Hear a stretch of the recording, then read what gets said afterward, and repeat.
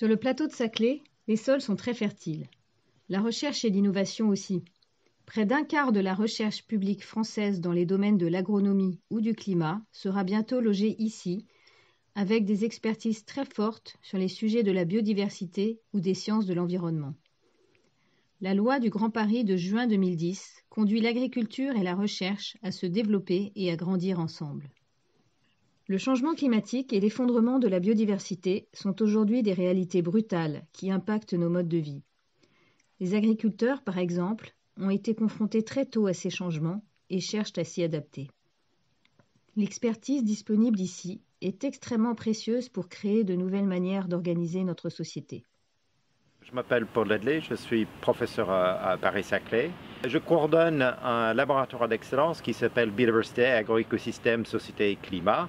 Et l'ensemble des chercheurs travaillent en collaboration avec des agriculteurs sur le plateau de Saclay, surtout sur la question de la transition agroécologique.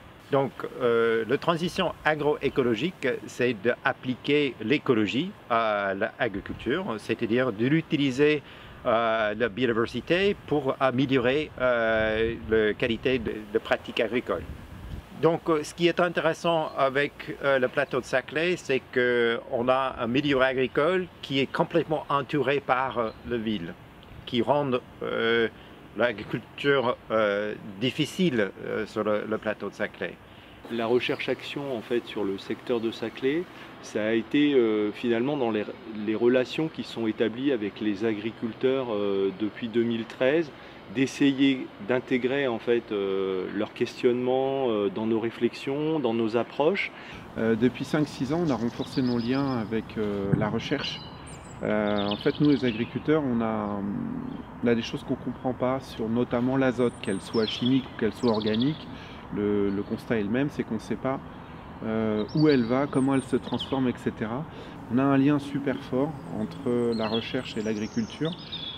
C'est une demande de leur part et c'était une demande de la nôtre, et donc c'est quelque chose de vraiment très très important.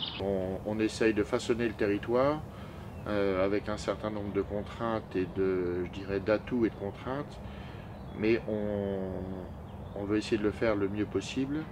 Et je pense que les chercheurs doivent être là pour nous aider à progresser pour que ce territoire reste un territoire d'exception. Notre collaboration avec les agriculteurs, c'est surtout ce qu'on appelle la co-construction.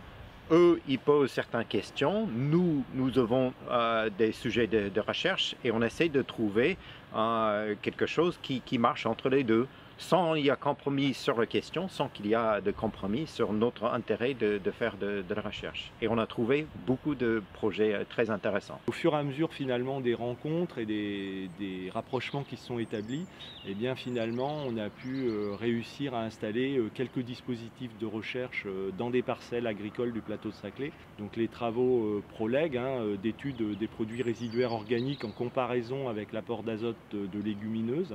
Donc les essais ProLeg notamment sur la ferme de la Martinière chez Emmanuel Laureau. Et puis des essais aussi plus récents sur les urines humaines, parce que tester les urines humaines sur des petites parcelles, il faut aussi bien cadrer les choses et puis trouver les terrains qui correspondent et qui sont susceptibles d'accueillir ce type d'essai. Dans le cadre du leader qui est en place sur le plateau de Saclay, il y a eu des travaux de recherche qui ont été effectués sur la matière organique et je me suis porté candidat pour ces études qui ont duré, ça a duré 4 ans, où on avait différentes matières organiques, du compost, du fumier d'élevage, des lisiers, des digestats de méthanisation.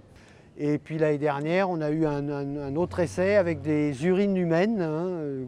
Il y a beaucoup de recherches pour récupérer toutes ces urines et puis les utiliser en agriculture. En fait, dans l'urine, il y a 75% d'azote. Donc finalement, c'est de l'azote qui, dans le système actuel, est totalement perdu, alors que là, finalement, il peut être réutilisé pour faire pousser les plantes, puisque les plantes ont absolument besoin d'azote. Donc tout ça, c'est toujours la problématique du bouclage des cycles et d'optimisation des cycles. Un autre exemple, c'est des travaux sur la biodiversité. Donc le plateau de Saclay est en train d'être pas mal modifié par la construction et on veut savoir quel est l'impact sur la biodiversité. Donc dans notre laboratoire, il y a des chercheurs qui travaillent sur l'impact de disparition des mares sur la biodiversité ou la création de nouveaux mares ou l'installation des haies par les agriculteurs, mais aussi l'impact de toutes ces constructions de bâtiments sur la biodiversité. Un des problèmes du réchauffement climatique, c'est qu'il y a plus de CO2 dans l'air. Et donc nous, les gens du sol, on est interrogés, notamment depuis 2015 avec les accords de Paris, avec la dynamique qui s'appelle 4 pour 1000. On est interrogé sur le fait de remettre plus de carbone dans les sols. Donc 4 pour 1000, ça veut dire qu'on se donne un enjeu, un objectif d'essayer de remettre 4 grammes de carbone dans les sols là où il y en a déjà 1000 grammes, c'est-à-dire 1 kilo. Si on arrivait à faire dans les sols agricoles, par exemple, 4 pour 1000 chaque année, on compenserait, si on arrivait tous à faire ça à l'échelle de la planète, on compenserait l'intégralité de nos émissions atmosphériques. En 2012, Terre-et-Cité s'est rendu compte que les milliers de chercheurs spécialisés dans les sciences de la vie à Paris-Saclay travaillaient rarement sur les espaces agricoles et naturels du plateau. Ils sont cependant convaincus que la recherche doit aider à comprendre et à résoudre concrètement les grands enjeux de notre société, et notamment l'évolution de l'agriculture et les défis environnementaux. Nous avons organisé avec l'Université Paris-Saclay des ateliers de travail réguliers entre chercheurs et acteurs locaux. Plus de 15 projets de recherche appliquée sont nés de cette démarche, pour comprendre l'impact à venir du changement climatique sur les cultures, mieux gérer les équilibres écologiques ou encore améliorer le recyclage local des biodéchets.